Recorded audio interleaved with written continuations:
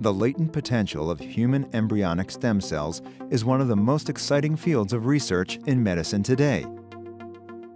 Scientists believe these minuscule cells hold the promise of better treatment for some of the world's most dreadful and debilitating diseases.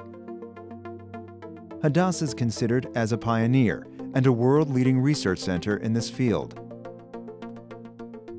Stem cells are formed inside an embryo 5 or 6 days after fertilization. These cells can produce themselves indefinitely and can develop the characteristics of any type of human cell. Hadassah's pioneering research in this field continues to reap international acclaim as our physician scientists continue their efforts to develop stem cell treatments to rejuvenate disease-ravaged systems.